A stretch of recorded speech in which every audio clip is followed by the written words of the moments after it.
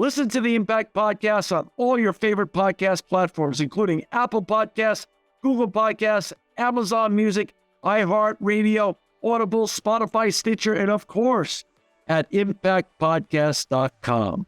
This edition of the Impact Podcast is brought to you by ERI.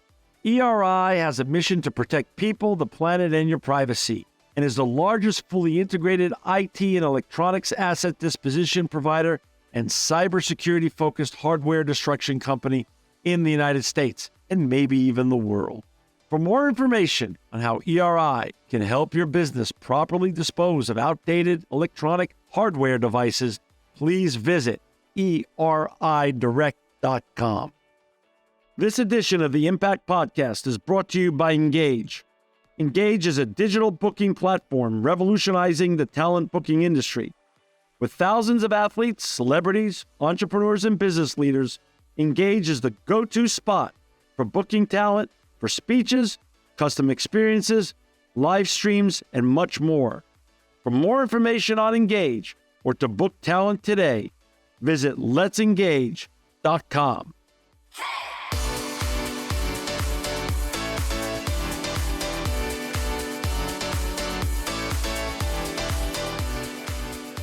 Welcome to another edition of the Impact Podcast. I'm John Shigerian. I'm so excited to have with us today Nicola Acutt. She's the Vice President of Environmental, Social, and Governance, ESG, at VMware. Welcome, Nicola, to the Impact Podcast.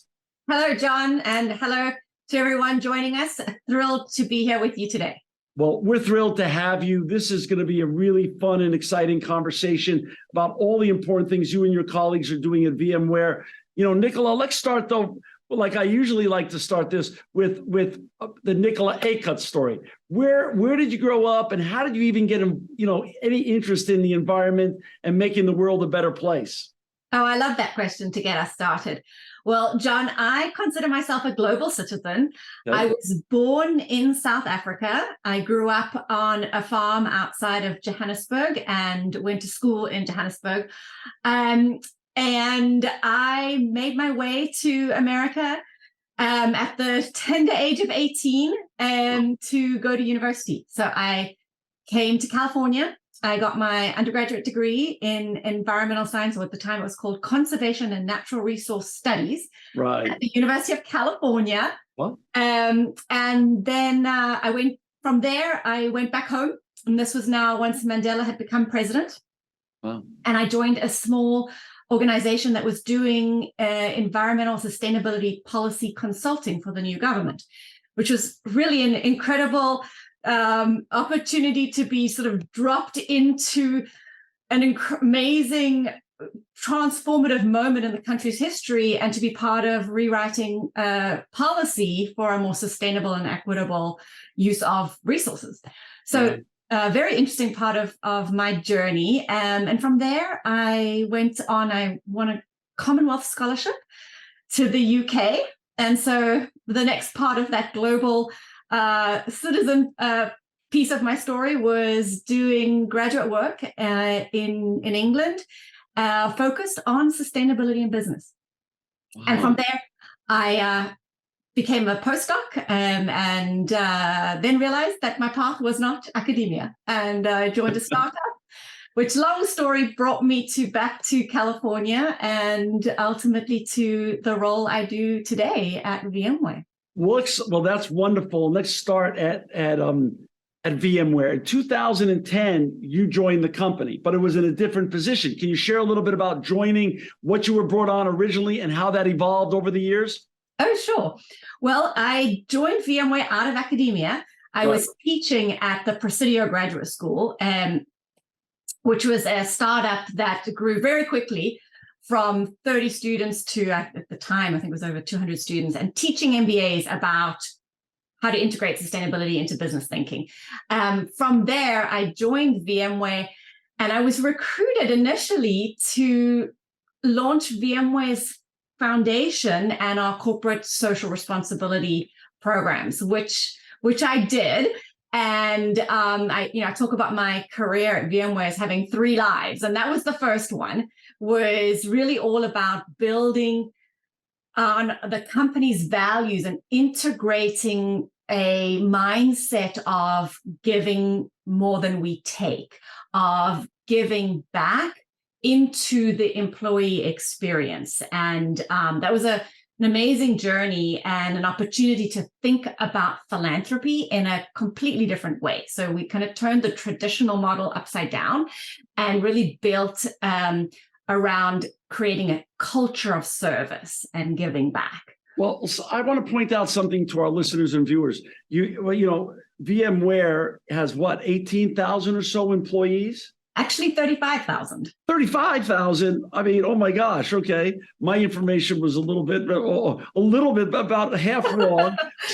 so 35,000 employees around the world. So wait a second. So one of the great terms that I saw when I was reading about you and about VMware is that you took your employees and gave them agency to be citizen philanthropists. Explain what you meant and that's beautiful terminology. What was your real goal in terming it that, and how has that evolved in the 13 years from now? You have 35,000 ambassadors who are citizen philanthropists. Explain all that to me. Absolutely. And the essence of that, John, is this belief that every human, no matter what our background, our experience, we all have something that we care about, that we're passionate about. And, when I first started the job at VMware, I spoke to a lot of employees trying to figure out what is that one thing that we should focus our corporate philanthropy on. And the answer I got back was, there is no one thing. Everyone cares about something differently. And that was like this epiphany for me, this moment where I realized, you know what we all have in common as humans? We all care. We all care about something in our communities, in our world. And that there is this kind of fundamental idea of reciprocity. And you talk to people in different countries and it shows up in different ways, but it's basically the same thing. And so that's where this idea came from, that, wait a second, why don't we make our philanthropy, our foundation, about empowering that citizen, that employee as a citizen in their community, and give them the tools and the support and the platform to voice their values and to give back in their community in a way that makes sense to them and a way that's meaningful to them. And that's the common denominator.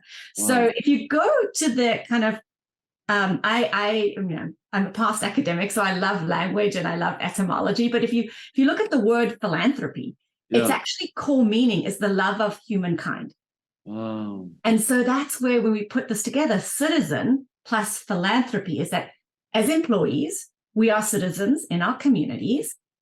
And when you think about philanthropy, it's in essence about caring about our fellow humans, about humanity.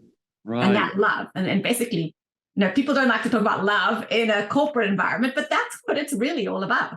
Right. Huh. It's so funny.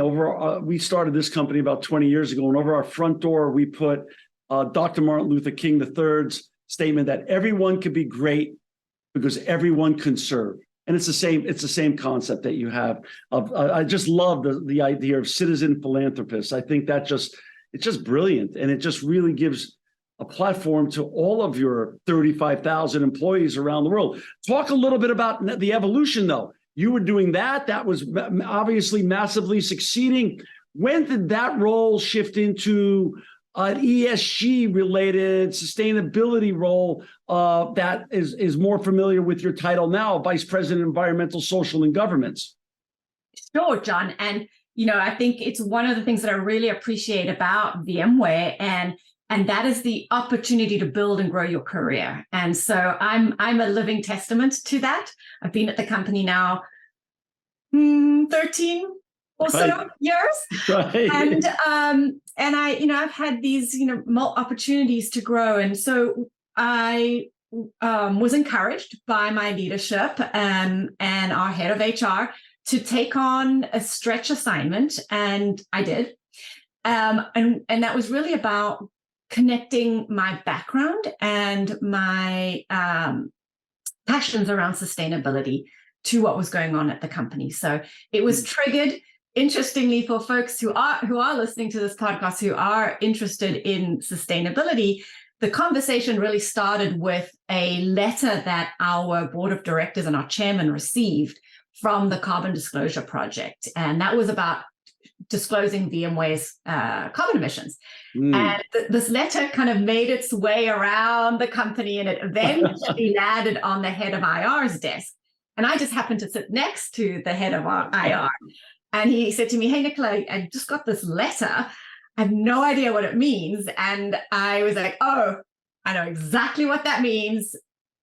Let's talk about it." And that led to this project, which was supported by our head of HR, who I was reporting to at the time. And I went on a journey to discover what sustainability might be and look like for VMware. So in essence, that kicked off the second phase of my career at VMware, which was in essence leading up, building the sustainability function. So I did that really in the middle part of my career, created our first sustainability strategy and plan, our 2020 goals, and that was really about operationalizing, getting our house in order, right? Looking at our emissions, creating a baseline report, really getting those initial goals in place. And then the third phase of the journey was then in 2020, when we announced our 2030 goals. I then took on my current role, which was to head up, bring it all together under the environmental, social, and governance elements, and build out an ESG office in the office of the CTO. So we can talk about that, maybe, if that's interesting, why put an sustainability and ESG team in R&D. But that was by intention. And so, that really brings us to where we are today and what's next. For our listeners and viewers, if you've just joined us, we've got Nicola Acutt with us. She's the Vice President of Environmental, Social, and Governance, better known as ESG at VMware. To find Nicola and her colleagues and all the important and impactful work they're doing at VMware in ESG, go to www.vmware.com. So one of the fascinating things, and it's always fun to hear about approaches, is when you're starting something new, whether it was in sustainability or now in ESG, you have the curse and the blessing. The blessing of the blank page can also feel daunting, and you can feel the weight of the burden. And ESG and even sustainability, when you talk to different chief sustainability officers or chief impact officers or ESG officers like you who sit in your seat, it can be defined narrowly or wide. Where did you start and why? Where was the beginning of taking that blank page and putting the journey forward? And what was your point of reference beside all the important work you did both under the Mandela administration and your academic work? What was your thought process on how to do this the right way? Oh, I love that question. And, it gets to the essence of strategy and how do you formulate a strategy? Because you can't do everything, right? You can't be all things to everyone. No. And so for me, one of the principles of the work that I've done is that it needs to be grounded in the business strategy. It needs to be connected. And that has been a journey, frankly. And I think a lot of chief sustainability officers you talk to, and many of my friends and peers, we've been on this journey in companies from being sort of this thing on the side, doing really good and important work, but a little bit siloed from the core business. Right. And in 2020, that is when we made the explicit shift from doing great work, getting the company operations in place from a sustainability perspective, to integrating with the business strategy. And I say that, there was a lot going on right before 2020. So there was a lot of moving pieces. And coming out of the end of 2020, we had that clarity that the future has to be where our business and our ESG and sustainability strategy are deeply connected. And that is exactly what we've done. So, where do we start with that? We look at the landscape, right? We look at all of the environmental, social, and governance issues that are relevant to our business in our sector. That's number one, right? And plotting those on a, think about it, your classic strategy map, right? What's important to the stakeholders? What's important to the business? Now, added to that, and this is what's really changing in our world, is this idea of double materiality. So in addition to looking at the impact that the business has on these environmental, social, governance issues, we also need to think about the impact of those issues on the business. So from that lens, we're able to narrow down what is most relevant, where it will have an impact on our business, but where we can also have an outsized impact on some of these issues, given what we do in our sector, right? The services, products, and solutions that we provide in the market. So that's my quick 101 on ESG strategy, because you can't do it all. You've got to get really focused. Understood. And what I should have done a better job of earlier. So now we talked earlier about 35,000 employees around the world, $13+ billion in revenue. What is, let's talk about the business strategy first. VMware does what? What's the core goals and mission of VMware, before we lay over the ESG sustainability strategy into that, which, like you said, is now deeply integrated. Great.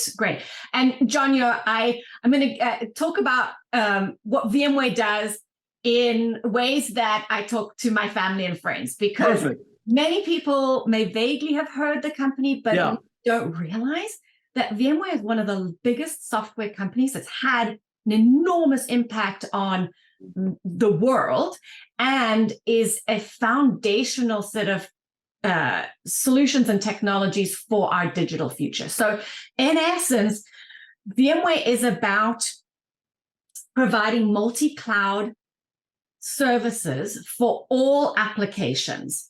And that is critical to underpinning digital innovation at the enterprise scale with enterprise controls.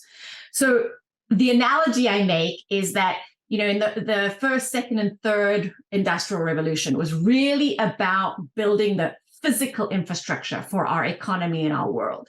Right. Well, what VMware does is fundamental to building the digital infrastructure for our world. So think about it that way, right? We are all about that digital infrastructure that's critical to the future. The Internet of Things. So you're the backbone of the Internet of Things. We are part of that backbone. Right. We are very much part of what makes digitization possible. Got it. So now you take your ESG strategy and you integrate it in and you make it part of the core business model. Talk about what you decided, because like you said, you can't do everything and be everything to everybody, because otherwise you'll be nothing to nobody. What did you choose with your team to, make the first set of goals in terms of ESG and sustainability strategy at VMware? Yeah. So, in short, John, it's really about building a secure, sustainable, and equitable digital future. So what we do as a company is part and parcel, right? You can't have, we believe, this is our belief, that, the multi-cloud future, which was going to enable digital innovation, has to be done in a way that is sustainable, equitable, and secure. Right. So those are the three key outcomes, if you like, of our sustainability ESG strategy. So it's think about it as VMware, what we do in the business, plus those three outcomes of sustainability. And that what we mean there is about, obviously, our own operations, right? Decarbonizing our own operations, but most importantly, supporting and helping accelerate the decarbonization of our customers' infrastructure. So that's number one. Number two, about equity, is really about building a digital future that is accessible and distributed, and providing the technology to enable that future. Right. And then, of course, critically important is that we earn trust through our being transparent in what we're doing, but most importantly in the security elements. So enabling greater security in this digital infrastructure. So security, we're going to work it backwards here. So from security perspective, there's been arguments, and I've heard arguments from people who are, in your position in terms of chief ESG officers, chief impact officers, that security in one sense goes back to the macro trend of cybersecurity. And so there's a great argument that cybersecurity is very elemental and also critical to the sustainability of any corporation at this point, and also any sustainability strategy. So does security mean in terms of data security with regards to your own company, VMware, and your clients, or is it something more or less, or am I missing the mark there? No, I think you're pointing to a really important idea, and I do believe that increasingly cybersecurity, cyber risk is going to be a critical part of the ESG agenda, because it's at its essence about trust, right? Right. And so that scope is wide, depending, and again, it'll depend on your business and the nature of your business. For us, the way that we define it is both security and data privacy by design. So thinking about how we're responsible as a responsible corporate citizen, how we're responsible for data, for information about our employees, our customers, our stakeholders, etc. And then it's also about, because we are a software provider, it's about the security of our products. So ensuring that trust with our customers and our partners in our core products and our core offerings. So it actually goes hand in hand, those two things for us. So when we talk about a secure digital future, we're talking about both the responsibility element of data and data privacy, but we're also talking about cyber resilience and cybersecurity through our products and services for our customers. Understood. Then go back to sustainability. You talked about decarbonization, the decarbonization of VMware. And does that also consider not only your scope 1, but does that also figure into scope 2 and 3? And then conversely, you mentioned that you help your clients decarbonize. So it's also part on the forward side of, it's a sales tool in terms of helping your clients best learn how to decarbonize. Yes, John. So exactly. It's comprehensive in all of these areas, our three outcomes. So on the sustainability element, it's number one, walking the talk, right? We've made a commitment to net zero, and we are on our journey to address, we've set science-based targets to guide us along this journey for our scope 1, scope 2, and a scope 3. So it's the full value chain. And those are tough, ambitious, not easy goals, not easy. We have committed to them, and we are, we're working our way through, and we've set interim goals. So that's the operational side. I think about it as our house. Right. Then there is our customer's house.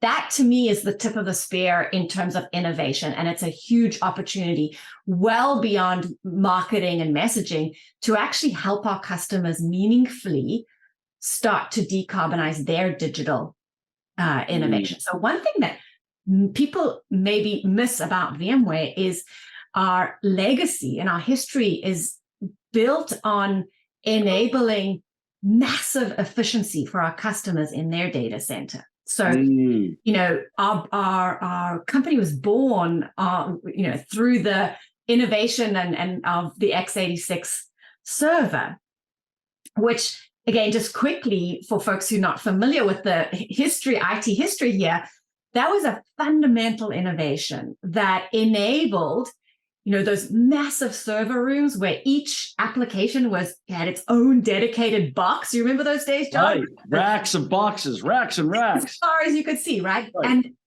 the horrible secret in all of that is that those servers were running at best sometimes on 20% of their capacity. Oh.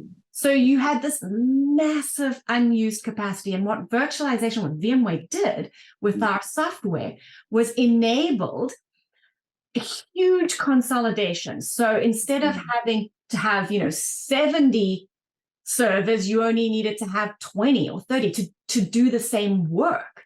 So you think about all that embodied carbon and the energy that was saved as a result of virtualization. So that's our legacy. Our legacy is a sustainability legacy. But now today, 20 plus years later, right, this is about the next phase. So what do we, how do we build on that legacy? So we've done a lot of work to enable transparency for our customers to see how much energy their infrastructure is actually using, to now how do we decouple compute and the demand for energy and compute with growth and all of the amazing things that technology can do. So that is what our decarbonization strategy is all about. And we've got 4 key components of that we're working on with our R&D teams. And is that what your clients and customers are most excited about? I think a combination, right? Okay. So I think there's 2 things. We see one is as the world changes around us, maybe we can talk about the Brussels effect. Yeah. There is increasing pressure and expectations on all of our customers to be more transparent and report their emissions across their enterprises, including IT. So we are absolutely getting a lot of questions from our customers and are responding by being able to provide this transparency through our tools and technology into their energy use and their infrastructure. So that's number one. Right. But on the other hand, they are absolutely looking for solutions and looking to VMware to be that partner of choice to help them build a sustainable multi-cloud solution. So yes, that is what customers are looking for. That is I think again the huge opportunity and the tip of the spear in terms of innovation. And all of our customers, I mean, that's the name of the game, right? Is to innovate and to be increasingly competitive. Got it. And with regards to talk about the Brussels effect. I call it the Larry Fink effect. But they're both they're bookends to the same library. So please share what your thoughts are about the Brussels effect, because that's very important. Because you're a sustainability, the way I look at it, OG. You've been doing this a long time. You've seen the evolution. You've seen the fits and the starts. You've seen the ebb and flow of this thing. And now it seems as though, as you're about to lay out for us on the Brussels effect, that it's an unstoppable and undeniable trend, the shift from the go and throw linear economy to the circular economy. It's radical transparency is also going to be part of the absolute future of companies that have to report on what they're really doing. And that big financial institutions, i.e. Larry Fink, BlackRock, and now others, not only in the United States, but obviously around the world, are now going to vote with their pocketbooks as to how well people are really traversing this ESG journey. Explain what you mean by the Brussels effect. I'm fascinated by that. Yeah, it's a really interesting time, John. And I think a lot of what you said, right? We've gone through fits and starts. And where we are today, is I think an outcome of many factors coming into play, both economic, financial, socio-political, and what we're seeing happen is I think ultimately the recognition that these huge issues like climate change, yes, they are environmental issues, if you like, but they're actually economic issues. They're human issues, and they present an enormous amount of uncertainty and risk. And any business, any CEO will tell you that uncertainty and risk are the things that you want to minimize, right? Really, it makes doing business more and more challenging when you have increasing uncertainty and risk. And fundamentally, I think in the capital markets also, there's been this recognition of this ununderstood, if that's a word I can play, right. misunderstood or hidden impact that climate, the changing climate, and let's just choose climate as one example, right. Many issues in ESG, is going to have on fundamental economics, right? So that's what's driving, in my view, driving this changing mindset, and a recognition that, what's gotten us to where we are today is not sufficient for where we need to go in the future. And what I mean by that is you have had over the last 10, 15 years an explosion of these voluntary frameworks, voluntary reporting guidelines to help stakeholders, the market, get a handle on non-financial risk and opportunity. And it's a big mess. Any CSO, any chief sustainability officer will tell you one of our biggest headaches is dealing with the alphabet soup of all of these frameworks and regulations. So we need a level playing field and we need a baseline. And that's really where regulation comes in. And we're seeing the European Union in general moving much faster than other parts of the world to create that level playing field from a regulatory perspective. So there are a series of frameworks that have been ratified, the CSRD, the Corporate Sustainability Reporting Directive, being the most eminent, which will come into effect next year, and it will impact a large number of global organizations in Europe. But the trickle down is really where we're going to see, I think, this shift. And that's what I mean by the Brussels effect, right? By setting legislation that basically creates a floor on disclosures. In this case, we're talking primarily about sustainability, carbon-related disclosures. That's going to set the global floor. And that's the Brussels effect that's going to pull through to other global companies and set the agenda, if you like, for disclosures. Once that's set, when does the SEC publish their regs then?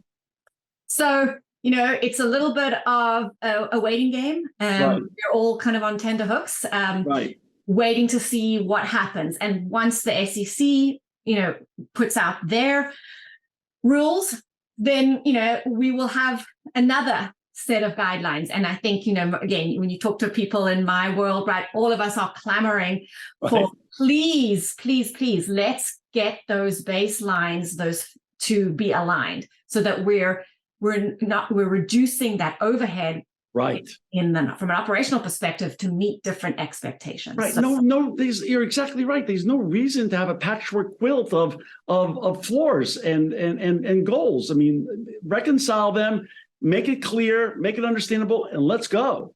I mean, exactly, precisely. You used a word earlier that I love. When you were talking about security, you talked about cyber resilience. So it's really, you're coming from a place, and you tell me, you disavow me of this from misunderstanding, that good ESG strategy as a whole makes the company more resilient if it's done correctly. And that's what one of your goals are is at VMware. Absolutely. The way I think about it, John, is that sustainability ESG strategy has two fundamental components. So like I described before, the best, most forward-thinking strategies are grounded in what the company does. What's your core value proposition? Right. What's your core unit of value? Understanding that. Then overlaying what are the environmental, social governance risks to the business and what are the opportunities to the business. So on the risk piece, right, there is, and the pandemic taught us so much, talk about it. Resilience. Talk about resilience. Right. A lesson in resilience, right? Right. So companies that who are able to adapt have frankly been able to thrive better. Right. And so I think people kind of get a bit wound up about these words, ESG and sustainability, but it's fundamentally about risk and opportunity, resilience, and long-term value creation. When people come to you and they're looking to begin their journey, and they look to you as a paradigm and a role model, both as a leader, but then as your company that you've helped create all the strategy for, and they come to you and they say either it's too hard or it costs too much money, is your response that the return is you don't even understand how big the returns really are in terms of resilience and obviously even financial returns? Because so many times people are afraid to take, or organizations seem historically afraid to take that first step. So your mantra is you got to just get going here and you'll see the benefits if you do this right? Yeah, again, I go back to the business. Right. I go back to, what's important to your business. Right.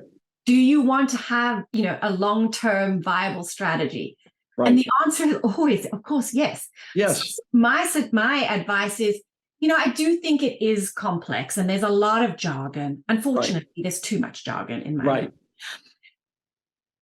And let's not overcomplicate it. Let's just get really clear about what are those social environmental issues that are relevant to your business that could have, and again, whether you're talking about, making shoes and widgets, or you're talking about digital technology.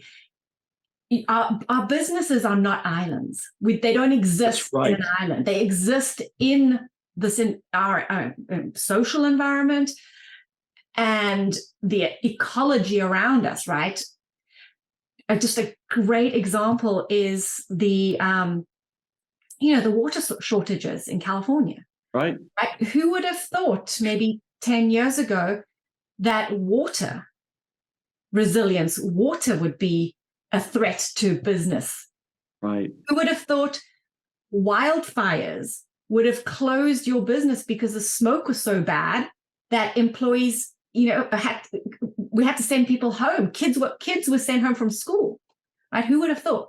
No. So to me, it's about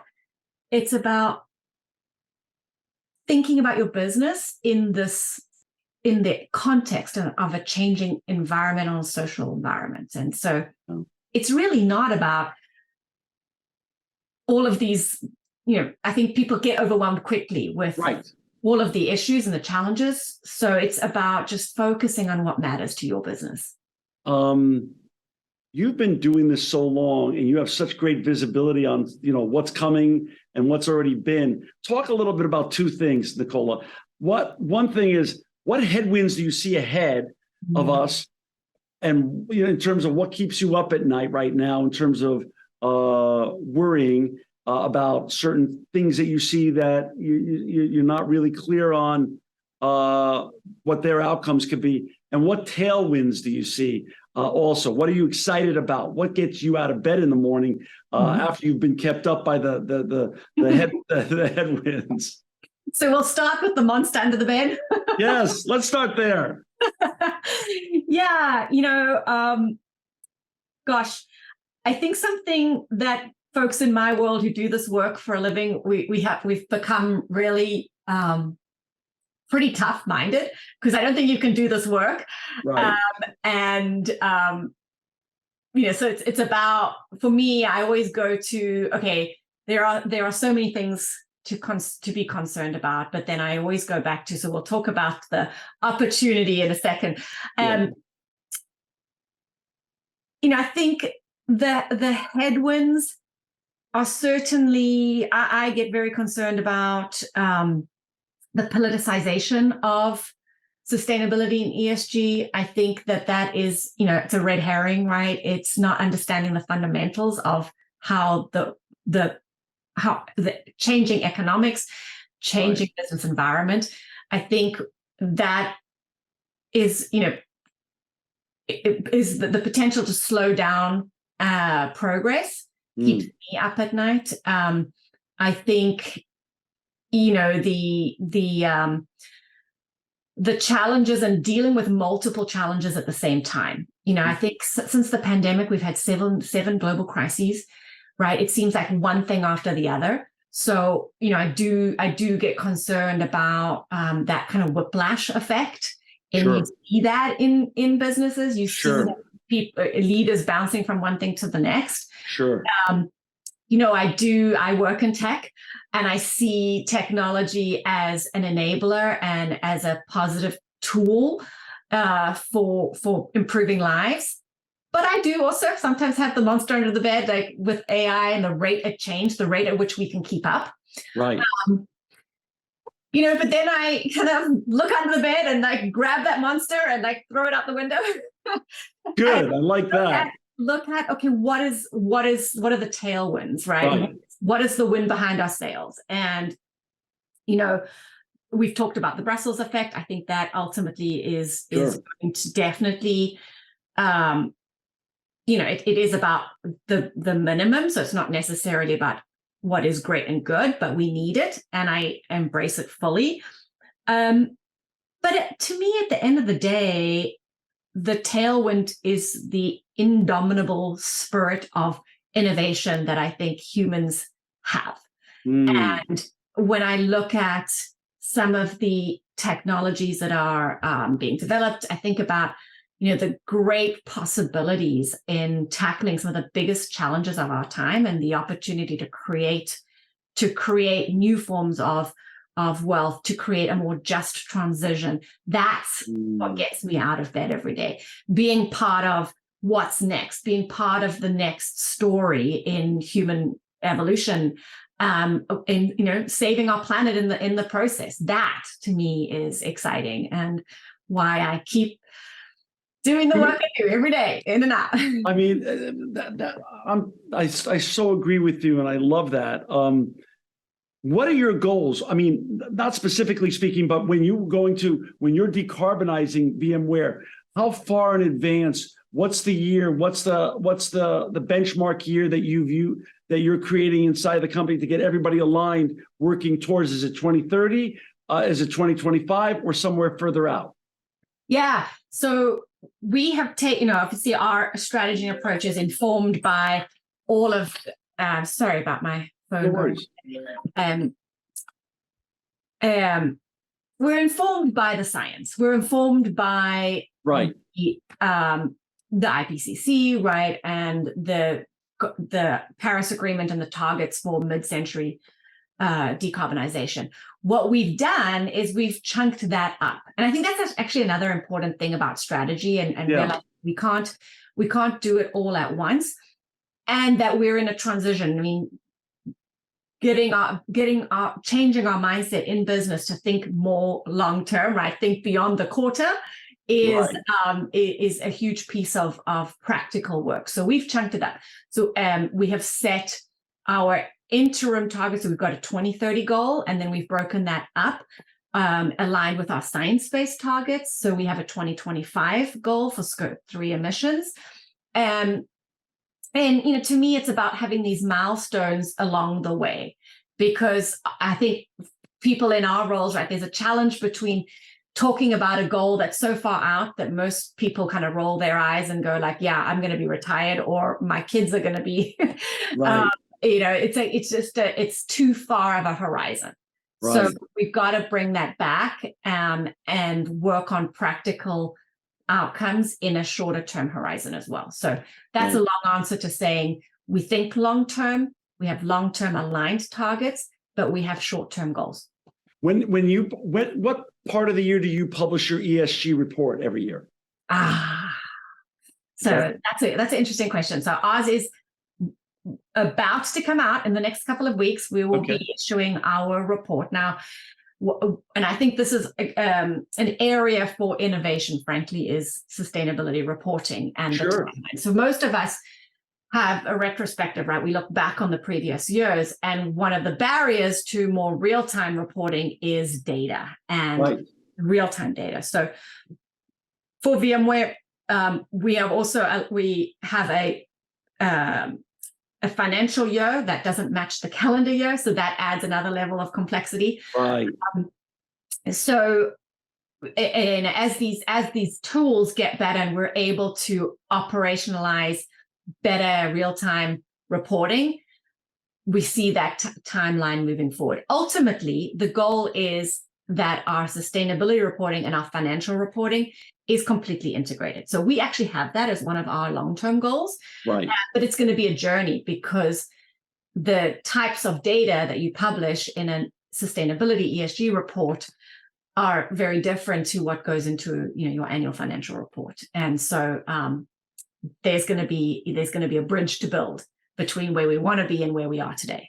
And once it's published, it comes out, you put it on your website, VMware.com. Does it live there? That's absolutely right. And yeah. we'll also put that in our show notes, and we'll make a link to that as well in our show notes. So everybody who's listening or watching this podcast will also have the opportunity to of course, review it and enjoy it and see it as the great work you're doing. What's next? What's coming up next for you? What are you really excited about in the next year or so? We've talked a lot about the tailwinds and the headwinds. Anything specific you want to talk about or promote before we sign off for today's episode? Sure. Well, as I said, I'm an optimist and I believe in innovation. I'm excited about really deepening the work that we've started to build sustainability into R&D as a first-class metric, like along with quality and security. And, we've got a product and sustainability roadmap, and I'm really excited about building on some of the product launches that we've done. For example, ARIA Operations, our management suite, being able to provide customers with more real-time data on their impact. I think the second thing I'm really excited about is our partnerships with our partners around renewable energy data centers. So we have an initiative called Zero Carbon Committed. And to date, we added 24 new partners this year, bringing it up to 50. And our goal is to have all of our partners join this coalition, which is really around enabling more data centers to run on renewable energy. So those are the two things that I'm super excited about, and continuing to build this vision in partnership with others, where our digital future is a future that's sustainable, equitable, and secure. Well, as you and I both have learned along the way, ESG, sustainability, it's all a journey. And so we were so thankful that you spent time with us today, Nicola. We hope you come back one day and share a continued vision of your ongoing journey at VMware. For our listeners and viewers to find Nicola and the other 35,000 citizen philanthropists at VMware and all the important and impactful work they're doing in sustainability and ESG, please go to www.vmware.com. Thank you, Nicola, for not only making the world a better and more equitable place, but thank you for making the impact that you've made today on the Impact Podcast. It's my absolute pleasure. Thank you for having me, John. This episode of the Impact Podcast is brought to you by Closed Loop Partners. Closed Loop Partners is a leading circular economy investor in the United States with an extensive network of Fortune 500 corporate investors, family offices, institutional investors, industry experts, and impact partners. Closed Loop's platform spans the arc of capital from venture capital to private equity, bridging gaps and fostering synergies to scale the circular economy. To find Closed Loop Partners, please go to www.closedlooppartners.com. This edition of the Impact Podcast is brought to you by ERI. ERI has a mission to protect people, the planet, and your privacy, and is the largest fully integrated IT and electronics asset disposition provider and cybersecurity-focused hardware destruction company in the United States, and maybe even the world. For more information on how ERI can help your business properly dispose of outdated electronic hardware devices, please visit eridirect.com.